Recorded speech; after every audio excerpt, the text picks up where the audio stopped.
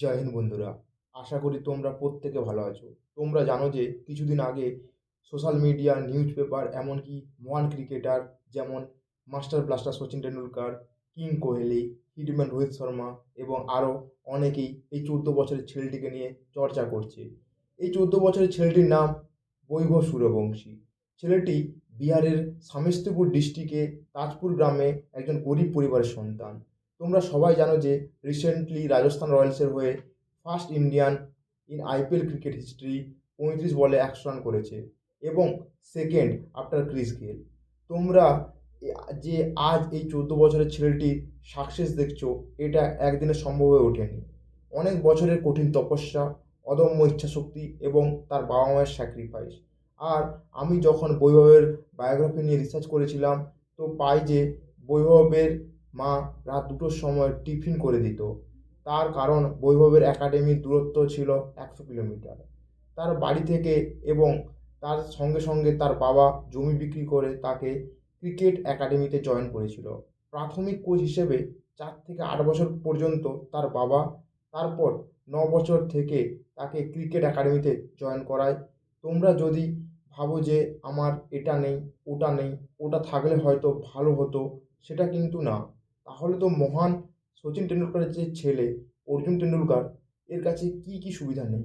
দুনিয়ার সব থেকে ভালো কোচ, ভালো ডায়েট, এমনকি সব থেকে ভালো ক্রিকেট ইনস্ট্রুমেন্ট থাকা সত্ত্বেও সেভাবে কিছু করতে পারেনি।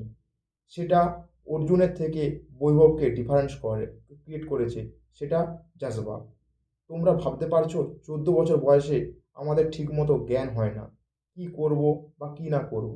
আজ বৈভব 1.1 টাকা আইপিএলে অকশন হয়েছে রাজস্থান রয়্যালসের হয়ে।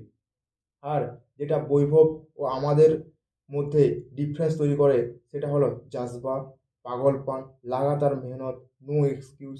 তার কারণ একদিন বা 1 মাস একই কাজ করা যায়, বাট ওই কাজকে লাগাতার 4 থেকে 5 বছর করার জন্য নিজের কাজের প্রতি ভালোবাসা ও লাগাতার মেহনত দরকার। তারপরেই হিস্ট্রি ক্রিয়েট হয়। একদিনেই কোনো কিছু হয় না। আজ আমার ভিডিও বানানোর উদ্দেশ্য হলো, আজ যারা নিজেদের স্বপ্ন পূরণ করতে চাইছো, তো কেউ চাইছো নিজেদের ড্রিম গভর্নমেন্ট জব, তো আমরা সাকসেস হতে পারছি না কেন? আমাদের কিসের অভাব রয়েছে? তার কারণ আমরা নেট অন করলেই সহজে সব কিছু জানতে পারি। সেটা আমাদের এডুকেশনাল ভিডিও বা এডুকেশনাল কন্টেন্ট হতে পারে।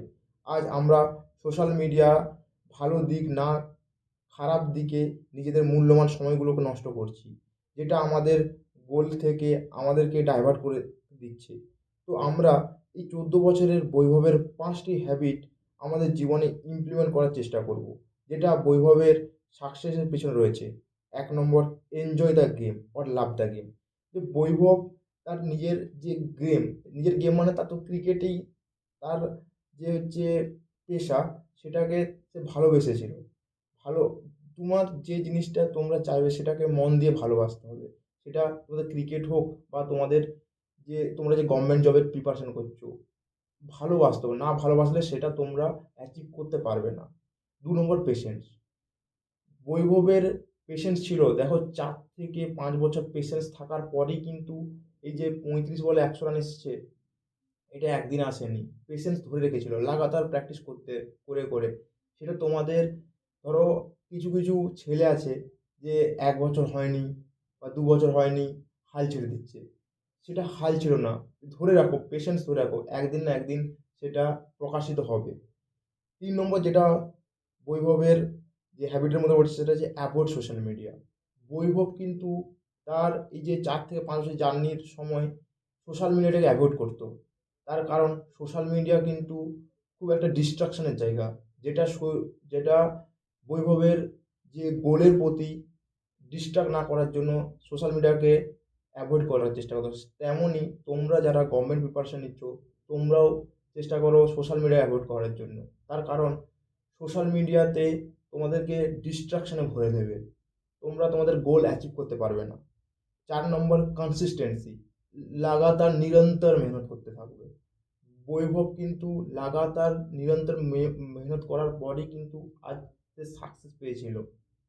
তেমনই তোমরাও গভর্নমেন্ট জব প্রিপারের সময়, কারো হয়তো দেখবে 1 বছর লাগছে, কারো 2 বছর, কারো 3 বছর, 4 বছর, কারো 5-6 বছর লাগছে। কিন্তু লাগাতার মেহনত করে যাও। একদিন না একদিন তুমি সফল হবে। আর সবথেকে লাস্ট যেটা বৈভব বলেছিল সেটা হচ্ছে প্র্যাকটিস। নিরন্তর প্র্যাকটিস। বলে না practice makes a man perfect. তেমন লাগাতার প্র্যাকটিস করার পরেই কিন্তু দেখো আজ বৈভব নিজেকে তৈরি করেছে। তেমনই তোমরা যারা গভর্নমেন্ট প্রিপারেশন নিচ্ছ লাগাতার প্র্যাকটিস করতে থাকো লাগাতার। শুধু অনেকে জানে যে থিওরি পড়লেই, যে থিওরি পড়ে নিয়েছি, থিওরি পড়লেই হচ্ছে হয়ে যায়। না, তোমরা কিন্তু কম্পিটিটিভ এক্সাম দিচ্ছ। তোমাদের এমসিকিউ বেস এক্সাম হচ্ছে, ওয়ান ডে এক্সাম হচ্ছে। এর জন্যই কিন্তু তোমাদেরকে লাগাতার কিন্তু থিওরি তো পড়তে হবে, কিন্তু যেহেতু তোমাদের এমসিকিউ বেসিক তোমাদের এক্সাম হয়, তাহলে তোমাদের প্র্যাকটিসটা, কোশ্চেন প্র্যাকটিসটা সবথেকে গুরুত্বপূর্ণ। তার সঙ্গে সঙ্গে উইথ মক টেস্ট। তো বন্ধুরা, আজ এই পর্যন্তই। ধন্যবাদ।